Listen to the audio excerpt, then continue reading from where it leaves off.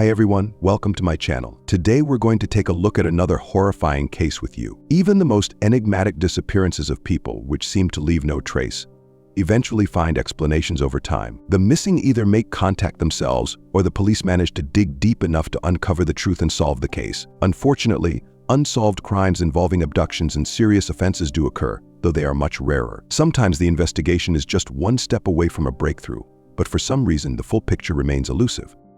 The case of a young Canadian woman named Alicia Ross, who vanished without a trace in the middle of the night from her own bedroom, would likely have remained unsolved. The police were unable to find either a body or any significant evidence, and as a result, the investigation stagnated. Attempting to build a case against an innocent person who had been suspected from the start, it might have ended up that way had the criminal not turned himself in. It's hard to determine whether a sudden onset of conscience or a mental disorder was the cause, but it was probably a combination of both. Let's start from the beginning and dissect this complex story with an unexpected twist. Who was Alicia Ross? Alicia Ross was born on February 8, 1980, in the Canadian city of Markham in the province of Ontario. There is no information about her biological parents. It is only known that they relinquished their rights to her, and she was adopted at a few months old by a couple named Marvin and Sharon Ross. Her adoptive parents surrounded her with love and care. They did everything to ensure that their daughter had everything she needed and could fully develop her talents. When Alicia started school, her adoptive parents decided to divorce, but they maintained a friendly relationship and continued to participate together in their daughter's life. Soon, Sharon remarried a man named Julius Forrest, who treated Alicia as if she were his own daughter. Alicia did well in school, excelled in drawing, and had a passion for photography. She also loved discovering new cities and countries. After finishing school, she spent a year in Australia, where she traveled and enjoyed life before returning home and enrolling in university. In the summer of 2005, the 25-year-old Alicia went on a hiking trip in the mountains with friends. She loved spending time in nature, away from the hustle and bustle of city life. There, she met a young man named Sean, with whom she began a romantic relationship in early July. He was 4 years older than her, but the slight age difference didn't bother them. At that time, Alicia still lived in her adoptive parents' home, where she occupied the basement with a separate entrance, giving her own space and independence. On August 16th, Alicia went for a walk in the park with her adoptive mother and their dogs. She appeared happy and shared that she was expecting a promotion at work to the position of senior sales manager in the coming days. She was very proud, having worked hard for a long time, and her efforts were finally about to pay off. Additionally, Alicia talked to her mother about her boyfriend, Sean, whom she had been dating for just over a month but already seemed deeply in love with. Alicia hoped that this romance could develop into something more significant and expressed a desire to introduce Sean to her parents over a family dinner.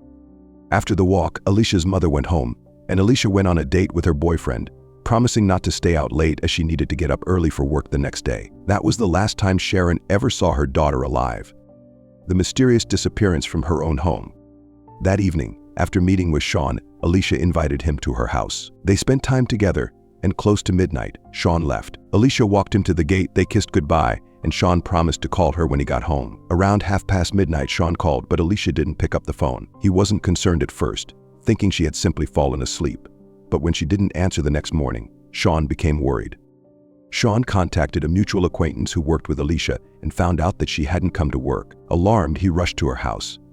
That morning, Sharon and Julius left their home for a golf game, assuming Alicia had already gone to work. They didn't know anything was wrong until Sean called them.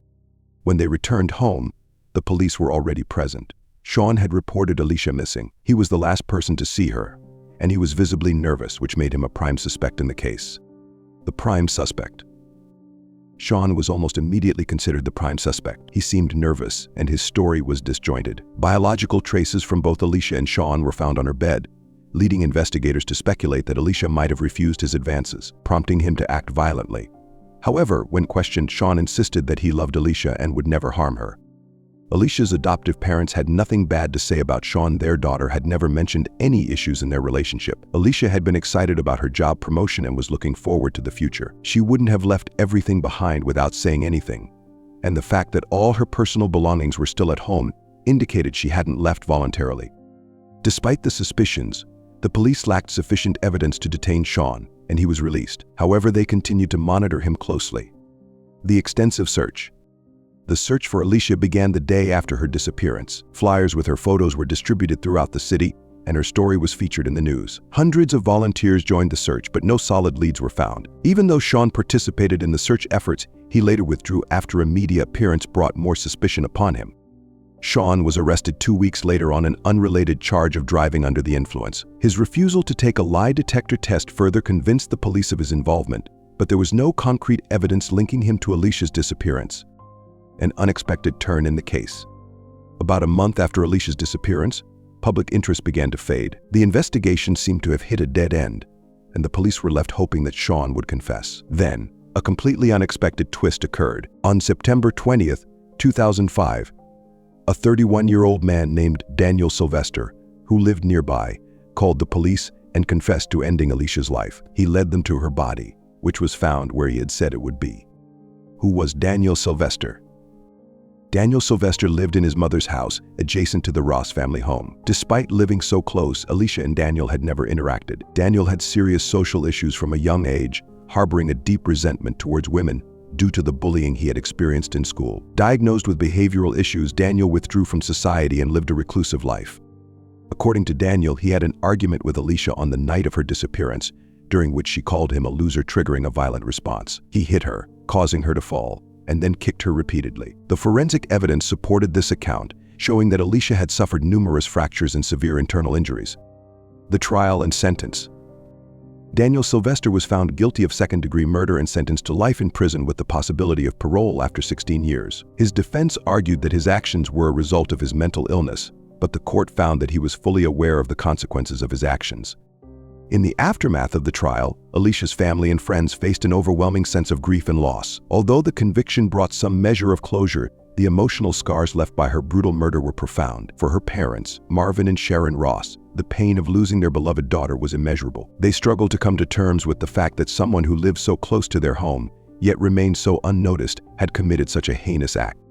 Alicia's adoptive family had raised her with love and care, and they were heartbroken to lose her in such a cruel and senseless way. Friends and colleagues remembered Alicia as a bright, talented young woman who had her whole life ahead of her. She was admired for her artistic talents, her adventurous spirit, and her kindness toward others. Her tragic death became a painful reminder of how quickly life can be taken away. The case also left an indelible mark on the community of Markham, Ontario. Residents who had followed the investigation and search efforts were shaken by the revelation that the perpetrator had been living right in their midst, undetected. The sense of safety that many had taken for granted was shattered, leaving the community grappling with feelings of vulnerability and distrust. Kathleen Edwards' song, Alicia Ross, which told the story from Alicia's perspective during her final moments, resonated deeply with listeners. It not only commemorated Alicia's life, but also evoked the sorrow and injustice of a promising future cut short. The song served as a tribute to Alicia, keeping her memory alive while raising awareness about violence against women, a pervasive issue that had, once again, claimed an innocent life. Beyond the music, Alicia's legacy was felt in other ways. Her case became a focal point for discussions about mental health, community safety, and the importance of vigilance in protecting vulnerable individuals. It highlighted the need for continued efforts to prevent violence and support those who may be at risk, offering some hope that her death could serve as a catalyst for positive change. For many, the loss of Alicia Ross was a reminder that even in the face of darkness and tragedy, the memory of a life lived with love, kindness, and creativity could endure. Though justice was served, the heartache of her passing remained, etched forever in the hearts of those who loved her. Alicia Ross's death left a lasting impact, not only on her family and community but also on Canada as a whole. Her case became a symbol of the fragility of life and the unpredictable nature of violence. The media coverage that had initially focused on her disappearance expanded to a broader discussion about the need for stronger protective measures for women and improved mental health support systems. Many advocated for more attention to be given to early warning signs of violent tendencies, particularly in cases where individuals like Daniel Sylvester had a history of social isolation and behavioral issues. In the wake of Alicia's tragic end, advocacy groups and community organizations across Ontario began rallying to bring about change. There was a call for better education about domestic violence, and although Alicia's case did not involve intimate partner violence, it highlighted the dangers women face from various sources, including neighbors, acquaintances, and even strangers. Campaigns focusing on awareness, self-defense, and safety precautions became more prevalent as people tried to ensure that tragedies like Alicia's would not repeat themselves. For Alicia's parents, the years following the trial were a time of deep reflection. They became involved in supporting victims' rights and speaking out about the need for mental health reforms. Sharon, in particular, took on a more public role, sharing her family's story in interviews and advocacy events, where she urged the government to invest in mental health services and violence prevention programs. The couple, though devastated, sought to turn their pain into a driving force for positive societal change, believing that their daughter's death should not be in vain. Memorials were held in Alicia's honor, with friends and family gathering to remember the bright, loving young woman who had been taken from them far too soon. These events served as moments of healing for those closest to her, as well as opportunities to spread a message of hope and resilience in the face of tragedy. Her memory continued to inspire others to take action, whether through volunteer work, support for mental health initiatives, or raising awareness about the dangers of violence in their own communities. As the years passed, the legal and social repercussions of the case rippled through Canada's justice system. Lawmakers began pushing for more stringent measures for those with histories of violence or behavioral issues, advocating for early interventions that could potentially prevent future crimes. The story of Alicia Ross continued to be cited in discussions about how to protect individuals from falling through the cracks of the system, and her name became synonymous with calls for reform. Though Alicia's life was cut short, her story left behind a legacy that transcended the immediate tragedy. It became a reminder of the importance of community, the need for vigilance, and the power of collective action in addressing societal issues. Her death sparked conversations that were long overdue, pushing forward discussions on mental health, women's safety, and how to better protect vulnerable NC. In the hearts of those who knew her, Alicia Ross remained a symbol of strength, beauty, and kindness. While the world continued to turn, her memory lived on, an enduring legacy that reminded people of the fragility of life and the necessity of compassion and care for one another. As the years went by, her story was woven into the fabric of Canada's fight against violence, and her spirit remained a source of inspiration for those seeking to build a safer, more just world.